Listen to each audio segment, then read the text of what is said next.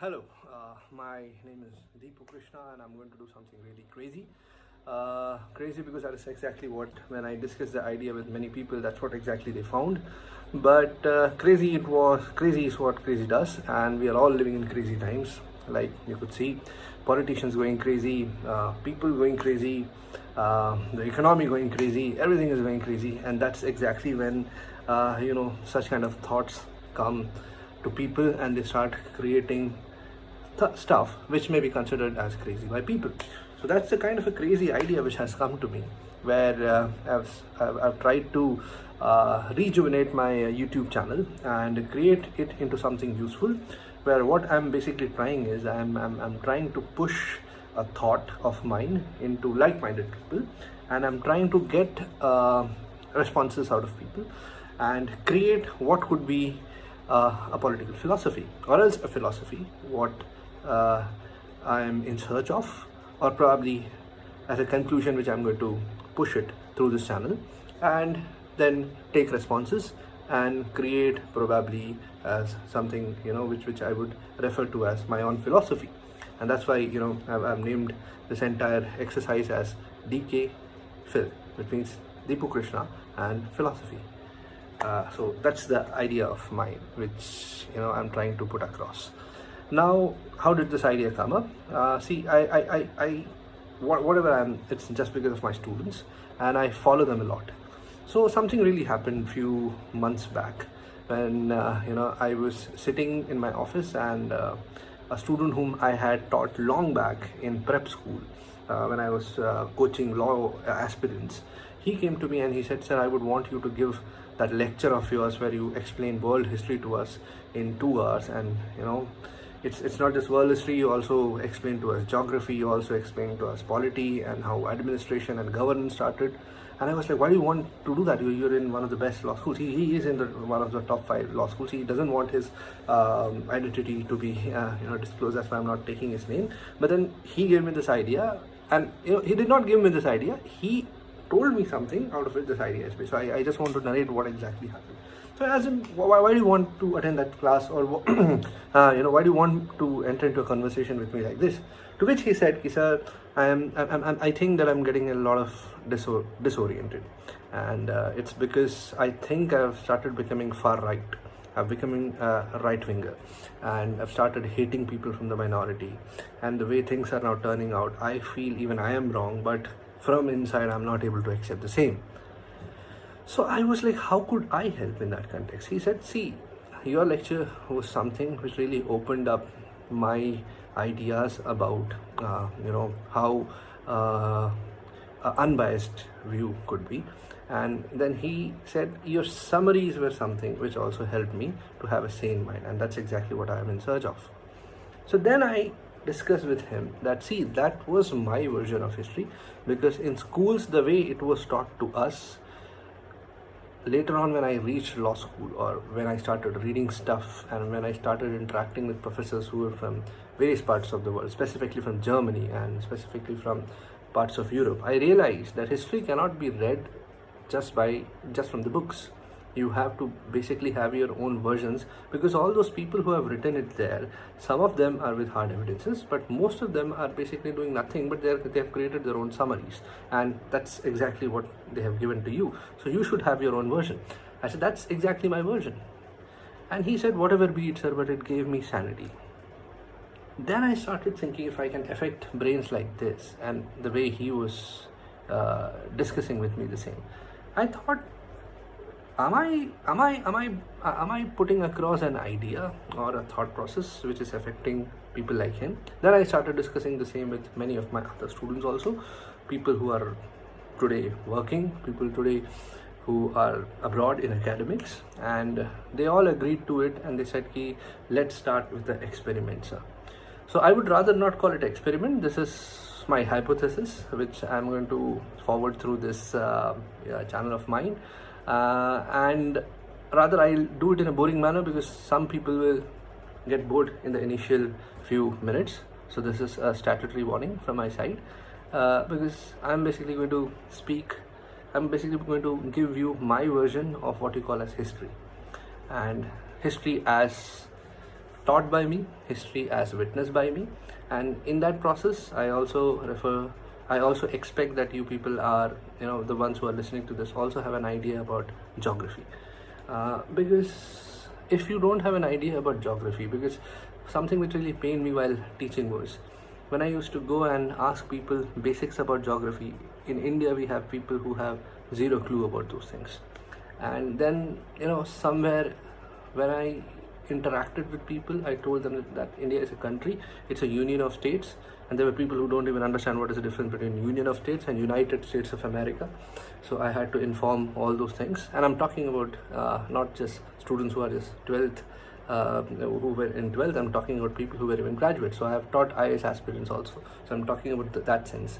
So that's the kind of a condition that we are in, and that's why I said people are also going crazy, politicians are also going crazy. And in this crazy country, when something like corona or the times which we live in has come, we are all going crazy and things are like falling apart. And that's exactly the kind of time when such kind of philosophies, if you look into the history books, have evolved. Now my point of view is also that it's high time that new philosophies should make their way. Because even today, if you see, there are philosophers like Jordan Peterson, Husserl, and the people still believe in Stoicism. These are the things which people, and very select people, are referring to. A brand of philosophers whom we have currently are not purely philosopher, are not the ones who are coming out with theories. But if you could see, there is a brand of philosophers who are referred to as economists, and they are the ones who are ahead. And it's because it all has come down to economics, and it has been always about economics. And that's what my perception is. That's exactly what I teach my students also. So I'm not one of those people who are nowadays being branded as liberals and Marxists, communists, etc., etc. So I understand all those concepts, but I don't belong to either of the categories. And that's what something which is funny about me to others. But I think I cannot even call myself rationalist, because there was a rationalist school of thought also. That's exactly what I'm trying to find. So I'm trying to find a school of thought, and in that school of thought I would like-minded people, not those people who have already sold their soul out to a specific school of thought, like extreme right-wingers and extreme left-wingers, and people who are like crazy on the internet and doing all those crazy stuff. Even in the name of stand-up comedy, they are like just making fun of the country. So I am someone who believes in the government also, believe me, and I'm someone who is a kind of a unique person who has his faith on the Prime Minister of India also, and also on the opposition of the country. It's not like I come hell or high water, I'll always be with my government, or just because I like the Prime Minister. If he's wrong, I expect the opposition also to act. So in the due course I'll tell you. But much more than that, something if it is important for people to know is history. So I'll start with a rather boring lecture of history. So that's the warning I wanted to give to each one of you. But that's exactly how I started.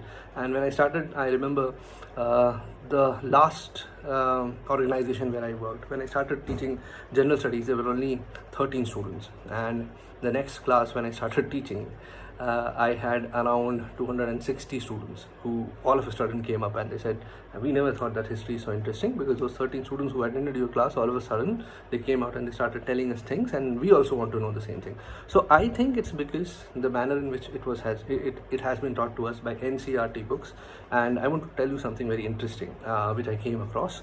There is this person, I forgot his full name. His surname is Atri, and there is this channel on YouTube where Indus University, it's based out of Gujarat. They have recorded that video where Mr. Atri is challenging the NCERT books, and he's not doing it just because he feels so. He has strong evidences. He has filed RTI reports, and he has questioned people who have written NCERT books. And it's quite amusing and it's quite funny that people who have written those books are not able to answer to his questions. He has questioned the way history books have been written, and that's what I say. That history, the way it has been messed up, and the way it has been written down, because history should not be taught the way it has been taught in the school. That this is exactly how it happened. You just memorize it and rot learn it, and That's how it is. On the other hand, history should have been taught in such a manner where, and believe me, history cannot be taught about just a country, because when you teach history, you have to understand that we each country in the world was somewhere connected. Yes, it was. So when you're teaching history, it cannot be just that Indian independence struggle, because when India was struggling, World War II was also happening. In South Africa also things were happening. In US, there were things which were happening. In Japan, there were things which were happening in China. So China as a country today, I see a big boycott movement against China. But you have to understand that country first. So it's good to be nationalist, and it's good to say that yes, we'll only go for Swadeshi. And why we are going only for Swadeshi? There are reasons behind it, because that's it's good, but you should reach that level from where you are able to say that okay, only Swadeshi. Are we in a position to do that? People don't understand it. We are not in a position to do that. Why are we not in a position to do that? It's not because of us. It's because how India has been. Because if you ask me, we have only been focused on economics, economic theory, and economic growth. If you ask me who has been a good philosopher in the country, or someone who had given us a vision about state building, I would say the last person I know was Chanakya. And then there was Bhimrao Ambedkar, a genius who had given us visions, but people did not take it seriously.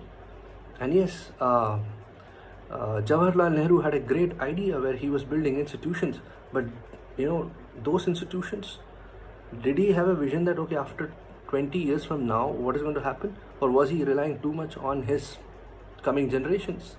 So there was no theory as such. But on the other hand, if you see countries like Britain, if they were able to do all these things, it's because if you check their history, as in from where did Britain originate, what is the history about United States of America, you would understand that yes, these guys have been following theories, not just economic theories but also political theories of governance, and their each decision is based upon it. While on the other hand, if you ask Indians, the theories which has been reflected, or which we could probably discuss, is again of Chanakya, and that too, believe me, I don't know how many thoughts of or how many philosophies propounded by Chanakya are followed by our politicians or our lawmakers. Thanks to Ashoka, who was so magnificent that he did not restrict himself to just India, and he occupied territory as far as, so you can say, Indonesia, etc. And in fact, his philosophy about Buddhism, he was able to associate himself with Buddhism, and that went till Japan, because of which he in a way is still known by people. And thanks to Gautam Buddha also, the religion which he propounded, because of which at least some written documents and text by these gentlemen is available to us. Otherwise, the problem which India had, if we look into our history, so if we look into the Western philosophers, Socrates, Plato, and many others, if you travel a bit further also, Montesquieu, Voltaire, etc. These people were the ones who were witnessing things like what is happening right now, the crazy things which I said happening. And they used to come out with their theories, what I'm trying basically. I'm too young to do it, but then again, I think if I start now, by the time I'm 40, 50 or 60, I'll come out with something, concrete, and that's where I require the help of the people. So these people were even advising the government. These people were creating their own theories, which were bought by the governments. And even today as I speak, believe me, in European countries and in American countries, there are schools where social sciences are taught and such kind of theories are respected. But then the situation is bad, because there is a war which is happening, and that's exactly is the biggest war which I would discuss, and that's exactly what I teach my students also. There is a war which is happening, and that is the biggest war in the world. It's not what people call as the war of Islam with Christianity and the war of Hindus with Islam.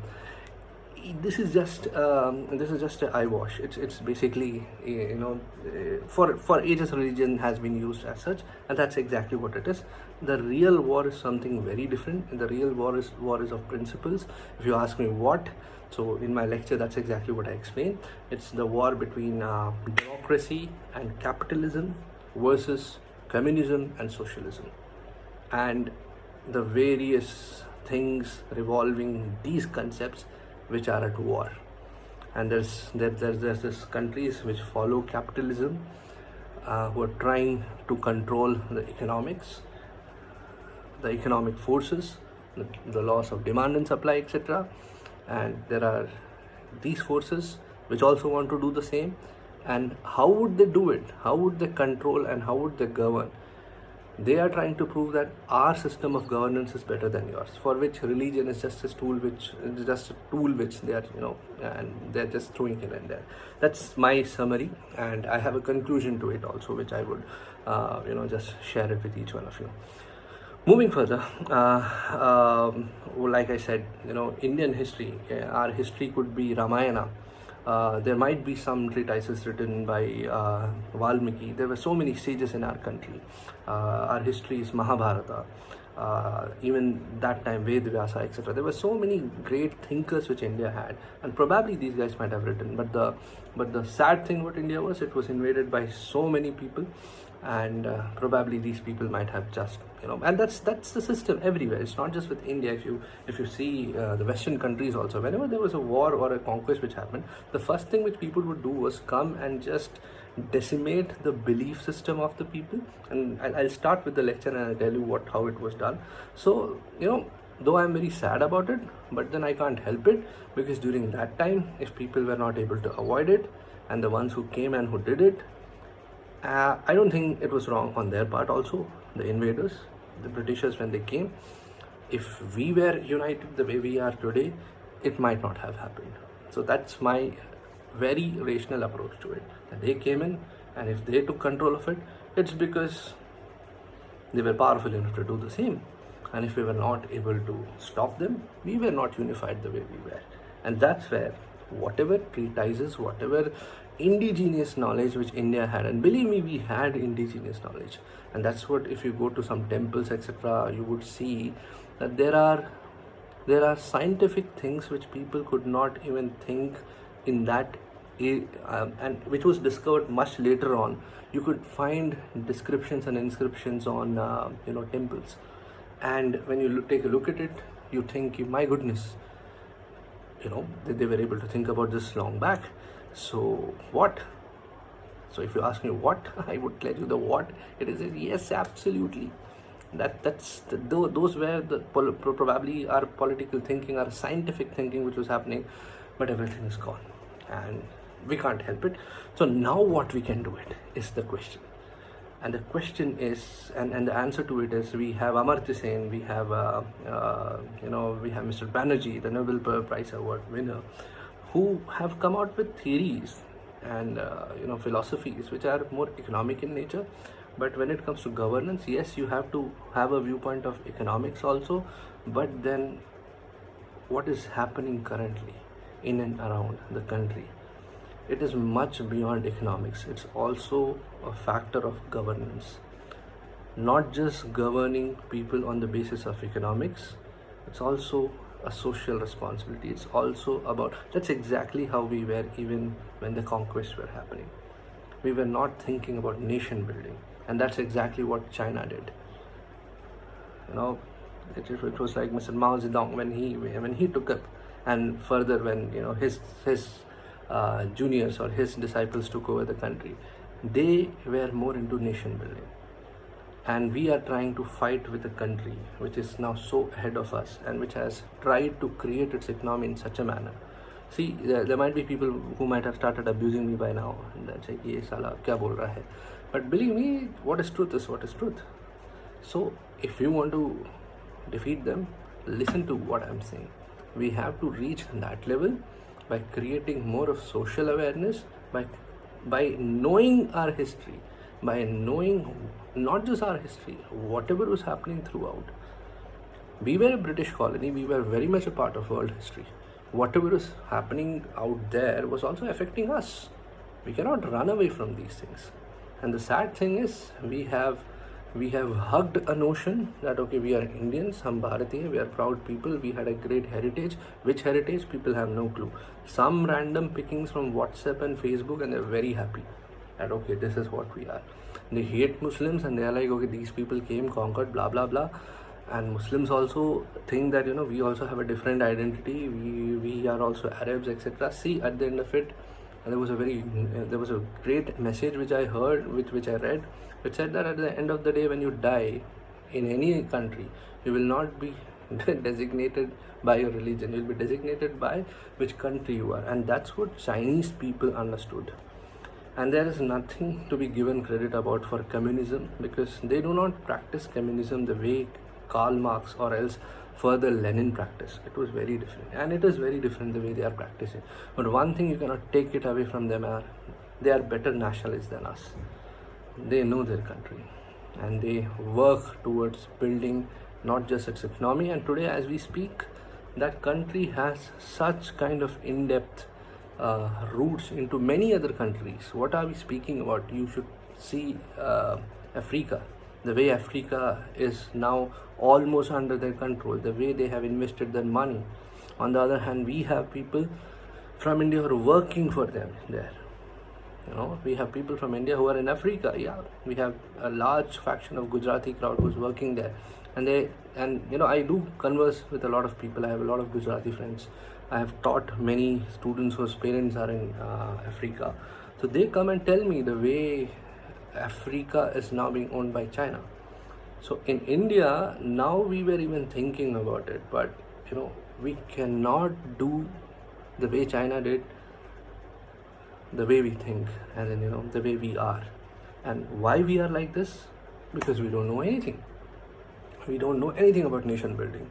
We don't know anything about how governance, or what are the roles of governance, what are the theories of governance, how these things happen. For us, it's just blind faith. And the way we treat our politicians is also something which is very hilarious. We treat politicians the same way we treat our film actors. It's like we treat them like demigods. For God's sake, they're not demigods. They are people just like you and me, and they have been given a work from our side to do. We are more interested in we are more interested in their own personal life or what they do, rather than what they're doing for us. We are not ready to question them on things which they are supposed to do for us. And that's precisely where things have gone wrong. Because if you reach even Chanakya was very, very smart. Even he had the same idea when he was advocating, and when he was writing all these theories. He was very clear that the people on whom you are governing, you are just a king, and you may have 15% of your population as your army. But then when people rise, they rise against you. You should always have the will of the people.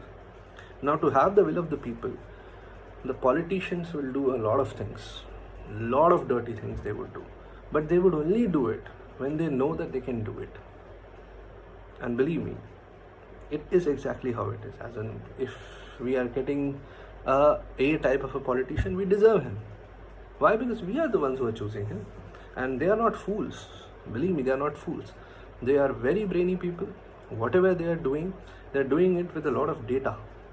And there are people like Prashant Kishore, who I don't know how many of you know, but these people are doing what we call as election management, campaign management. How do they do that? They have people, they have hired people, they hire people also from national law schools. What is their work? It's very simple. They are always in and around you. They are on the social media, they are on WhatsApp, with what many people call also as the IT cell of this political parties, etc. What are they doing? They are trying to understand what are your priorities and what should their election pitch be based upon. So whatever they are doing or whatever they are giving their priority to is because of a larger chunk of people are concerned about it.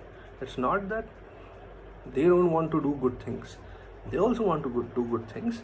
Only then a World Bank or a IMF will look at them, will look at their credit worthiness, etc. So they also want to do developmental things, but then they also want to win elections, where they will also carry on researches and they will also try to find what is the mood of the nation, what is the nation what is nation trying to look at.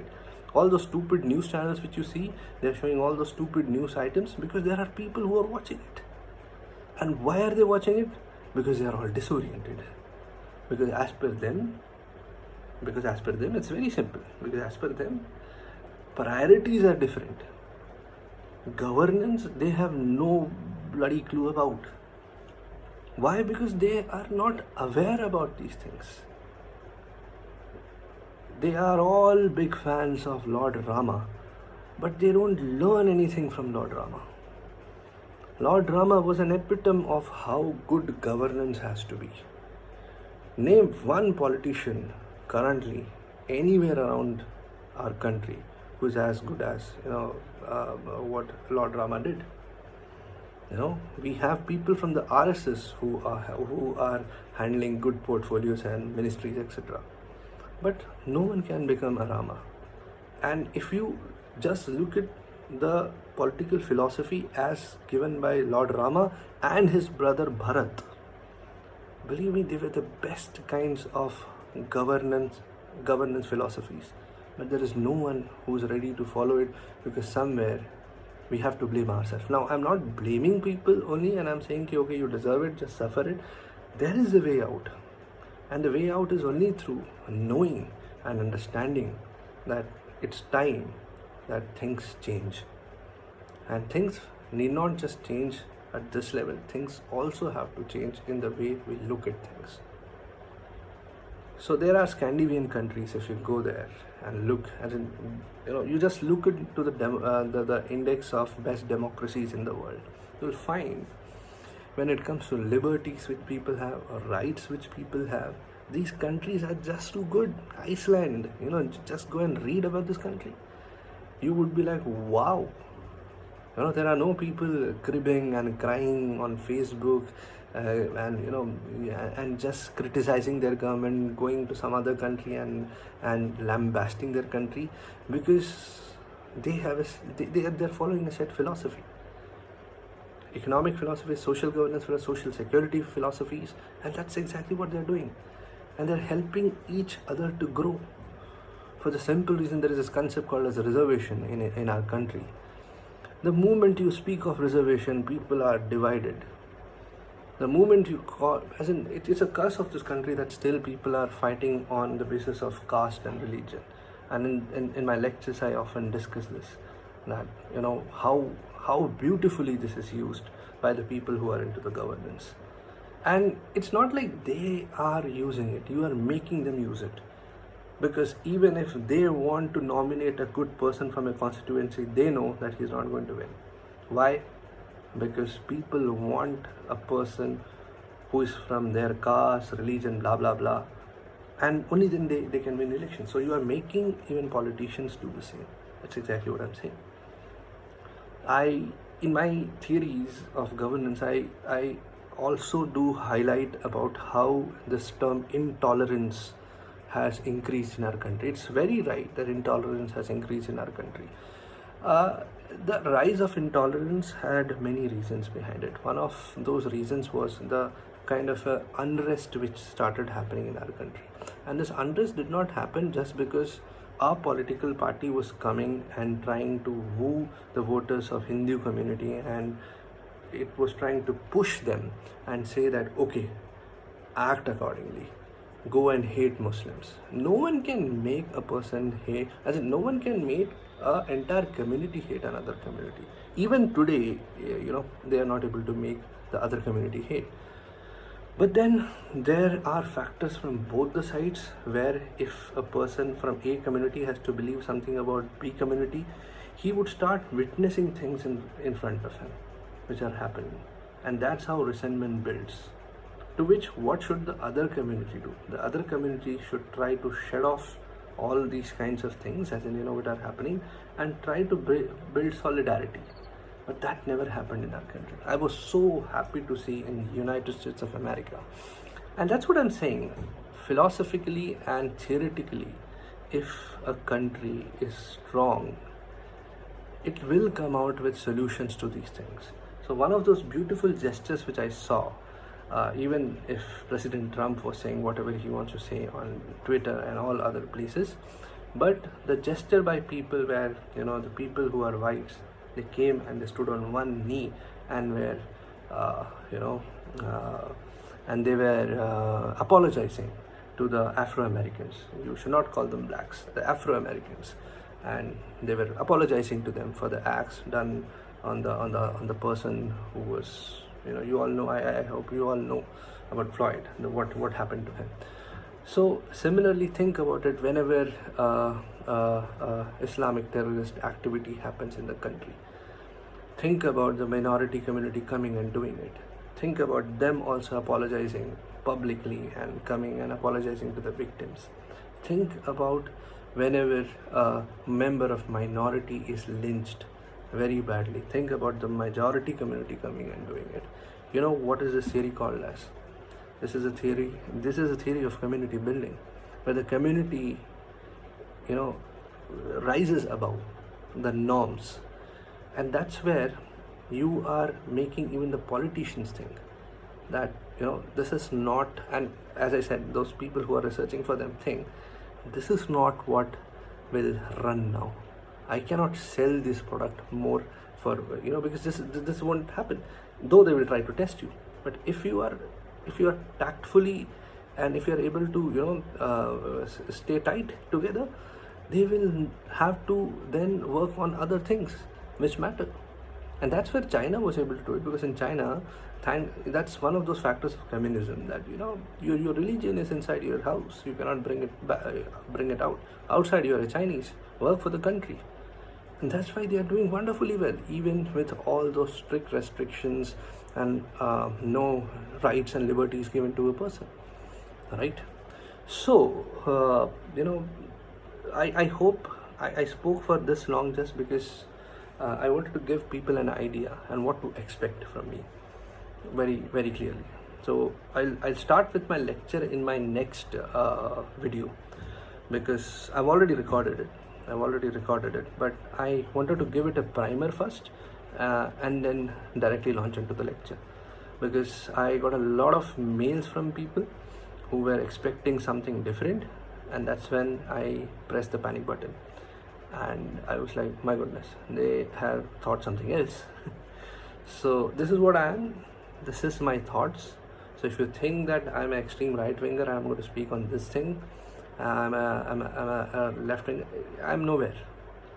To be very frank, I have my own perception. And as I said, when I teach history also, I will teach history from the perspective of whatever is my version. And from history, connecting it to geography, then I will try to go through the principles of governance, what India adopted from Britain, what were the best things that India adopted, what could have been avoided.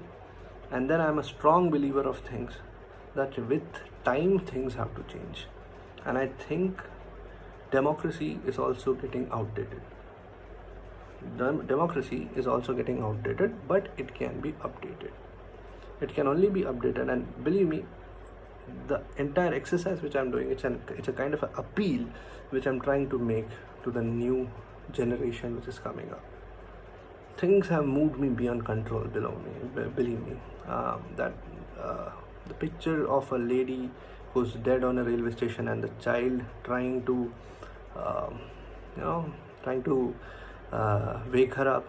There's another picture which I could see where a lady is dead and a child is feeding. So that's something. If you check in history, such kind of people were always there. Such kind of people were always there, and it's always them who have suffered. And it's a shame that in our country we are still, even after so many years of independence, even after becoming a republic, even after a country which is somewhere between developing and developed, it's a shame that these things are happening in our country.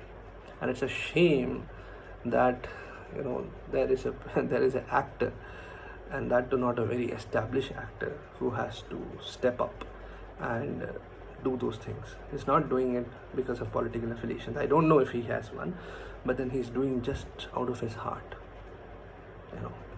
And my version of religion, if you ask me, is like he's doing exactly the same thing which Jesus Christ did during his times, prophet did during his time. And you know, yes, these acts are godly acts, and if you look into history and if you read it properly, you'll understand that Jesus and prophet did the same thing. They created a religion not because they wanted to, but because they could see that the set order is not helping.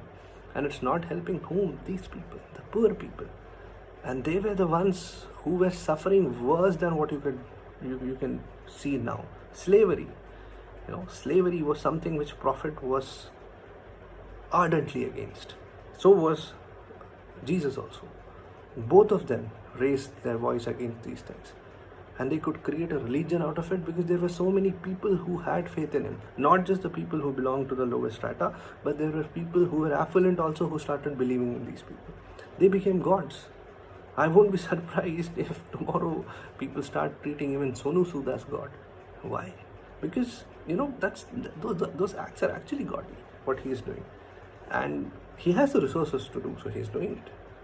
Now think about those two people I referred to. They did not even have the resources. Though prophet belonged to a very affluent family, and he left everything and he started defending the slaves, and that's how, you know, from Mecca he went to Medina. So I'll discuss all these things when I when I take that lecture, and I'll tell you that how even these people were manipulated, how the peaceful religions which they made was again manipulated, and even today under their garb, the fight is not of these religions.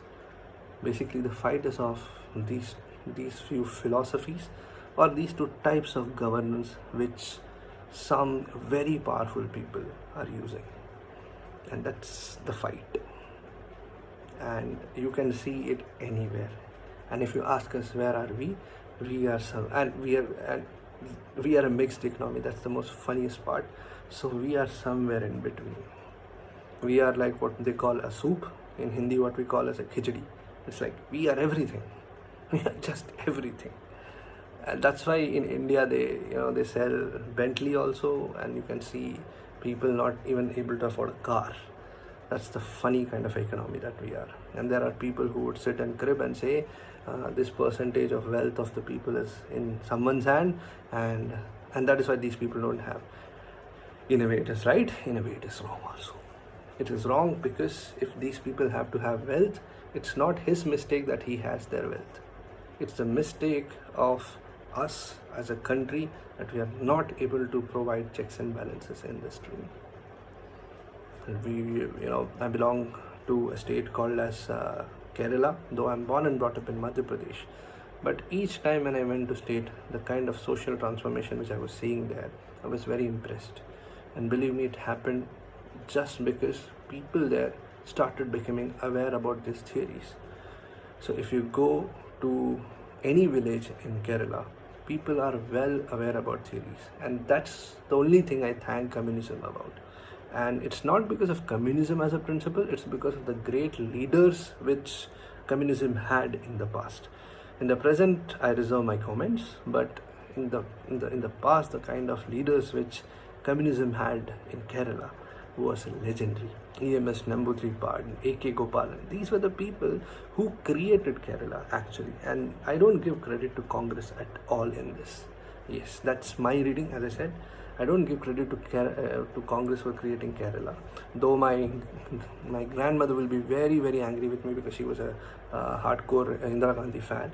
But then, in the process when I started reading things, I could understand that no, they did nothing for Kerala. Yes, like a state in an auto mode they were functioning, but if you ask me who created Kerala, it were the communists. But now the things are very different, and whatever has been said, there are people who are just sitting in the government and they're just moving it forward. That's it. Otherwise, you should see the way Kerala transformed in terms of everything, in terms of education, in terms of social transformation, in terms of how legislators should behave, how decentralized power, how budgeting is done, everything. The state is actually an example for the same. And that's where, is one of a part of my theory says that India should also have small states. So these are those very debatable and very controversial things which I'm going to say, that India should have smaller sized states where people can connect better with their legislatures. Because if you could see the largest group of legislators which a state has is Uttar Pradesh, a state which had largest number of migrant laborers, a state where people were fighting to get a state where people were fighting to get logistics to get back the migrant workers. And the state has highest numbers of legislators. That means highest number of representatives. But you know what? That's exactly what we're going to discuss. What is the problem? And yes, there is absolutely a solution to it. It's not like things are not with solutions, but people are not ready to talk about it. Rather, people build their own political agenda, not theories, philosophies. And believe me, I don't have any affiliation with any political party. I'm an academic, a proper academic. I have been reading a lot, and whatever I am going to come and discuss is what I have felt, what I have read. And I invite like-minded people to come discuss with me, challenge me. When I say challenge me, it's not like you come and get personal with me. I'm very arrogant also when people do that. So it's like challenge me, and then let's try to come out with a new political theory for our country, and probably try to push it also. It may not be recognized when we live, probably, but that's exactly how it happened with many other philosophers also. But let's at least leave footprints. And I'm very sure when I say this, I have a lot of students of mine who have already readied themselves and said, okay, let's do it. And that's exactly the kind of people I want. I want people who are ready to join me in this endeavor, and let's create a stir. Let's at least, if we are not able to move a mountain, let's at least try to push it and try to bring answers to these problems. I see a lot of economists getting so many awards, and the reason is their theories help people to make money. And that's where Mr. Adam Smith, he is one of the most respected person, he and Keynes, because he is the one, when I'll take my lecture, you'll know, is responsible for whatever you're seeing around the world, because he was a person who actually was instrumental in telling people that, or rather brainwashing people into believing that that's exactly how things have to run. And from that day, so let me keep it for my lecture. I take this lectures, if I'm looking like a zombie, it's because it's around 2:45 in the night and I'm taking this lecture. And I do this because in the morning hours I work, and I work for a university. So this is something which I do different, so I do it in the night time. And it's in the night time when I go ultra philosophical, when I start thinking about these things. I watch movies, I blog, and I do all those kind of stuff. So that's the reason. So don't think that this guy is looking like a zombie, he's crazy. So people who know me better, that how I behave. Before I end, I want to do something very quickly. For those people who don't know me, I also need to tell you something about myself, my background. Why am I saying this? I'll tell you why. Because when I start taking my lecture, the students who have attended my classes know that I'm very clear on one thing: the background of everything matters. When a person, our Prime Minister Narendra Modi, why his thought process is like that, why he's been accused of things, why he behaves in a specific manner. If you go and read about him, you'll get to know why. Why is Rahul Gandhi like this? There's a reason behind it. Why is Yogi Adityanath like this? It's very important. So when you read about philosophers also, it's very important. you check their background as well. So whenever I read about a philosopher, be it Voltaire, be it Karl Marx also, I have a habit of checking what was their background. And often it has been seen that their thought process was because of their background, what they have gone through their life, and it has impacted them. So even before someone goes and starts searching about me, let me open up and let me start telling you that what my background is. I belong to a middle class family, upper middle class family, but when my entire childhood I was in the lower middle class family. My father was working with a PSU, which is BHL, and I used to go to an all boys school, and the youngest in the family. I had an elder brother, so very relaxed childhood I had. And believe me, I belong to a South Indian family who was in North, so the pleasures of being as such was that I was untouched by many of the customs which used to run in North India. Customs based on caste, religion, etc., etc. And moreover, BHL was a very beautiful place also. It was what is today called as secular, a word which is now into post-mortem because it has already died. It has been killed by many people. The liberals also killed it, the right-wingers also killed it, everyone killed it. But to me, secular is a word which is given in the constitution. And yes, our BHL township was very secular. We had no clue what religion means. I also used to celebrate Christmas, Eid, Bakrid, and we used to have people from other community who used to come and celebrate with us. So when I was growing up, these things never were in my mind. Now, where did things change? Things changed when I was in 11th standard, and I lost my elder brother in a very unfortunate incident, in an accident. And when that happened, I remember I was in 11th standard, and I had already taken a commerce as a optional subject, which made me the most stupid person in my family, because everyone else was very good with maths, and being from a South Indian family, I was almost rejected. But that was how I was very nonchalant. I was like, I don't care kind of a guy.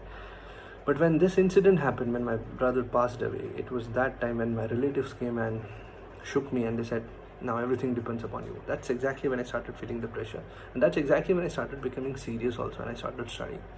And I started preparing for law. My dad was, though, not very interested, but then he said, okay, let him do, because he was like, he was like, let him do whatever he wants to. But then I remember when I gave my entrance examination for law, and when I came out, I was very confident I'll crack it. My father asked me a question, and this is where my entire background will be reflected. When I came and sat, I was very happy. So dad said, let's prepare for your life in your college. Are you ready for it? I said, absolutely, I'm ready for it, and I'm going to crack it also. To which my dad said, I'm 100% sure you'll crack it, because from the moment I've sent you to school when you were in KG to this moment, I've seen you study really hard for the past 12 months. And that's exactly, I came, for the first time, I came first in my class, and ranked number 1 in my class when I was in 12th standard. So my dad was quite impressed that he started studying. So he was like, you'll crack this examination, but are you ready for the life inside? So I said, yeah, why are you asking this? To which he asked me a question. He asked me, just take a look around. Just take a look around. Do you observe something? So I just took a look around. There were many people there. I did not observe anything. I said, no. He said, that's exactly what I wanted to know and wanted you to observe. Just look around. Only our vehicle doesn't have a beacon light. Lal Batti. So I said, what difference does that make? I said, I'll get a beacon light for you when I grow up. To which my dad said, no, you are going to go into a college for 5 years, and you have to study with the elite, the elite people of the society. So are you ready for it? I said, I don't think it matters. Dad said that no, it will matter. It will matter, because then he told me his story, that when he traveled from Kerala and when he came to Bhopal, he was a South Indian guy. He was very good. Academically, my dad was extraordinary. I'm not even 1% of what he is. So it was just because he was academically good, he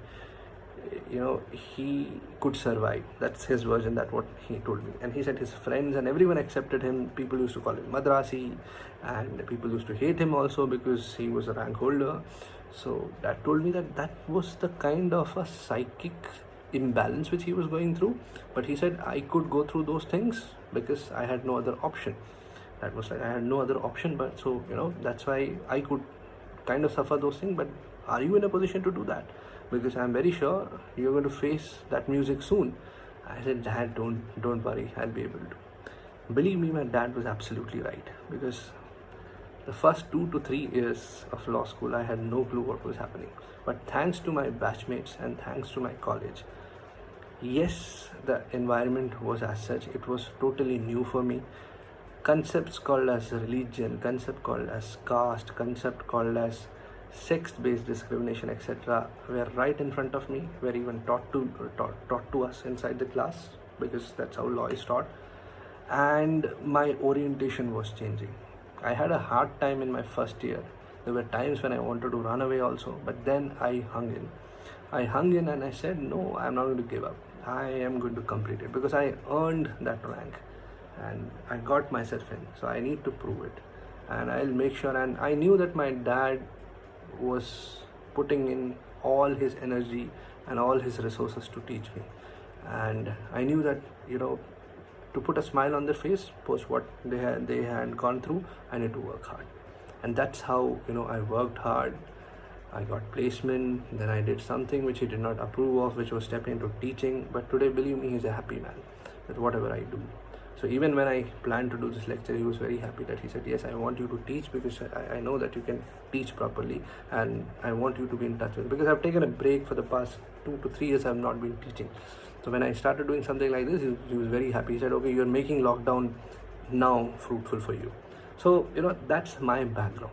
Why did I tell you this? We'll discuss that when I reach the conclusion of my lecture. In my lecture 2, which I'll air whenever I air this, one day after, I'm going to air that entire lecture to you also. I did this just because I wanted everyone to know what my intentions are, rather than directly jumping into the lecture. I hope I'm clear, and this is exactly what I wanted to discuss with you all.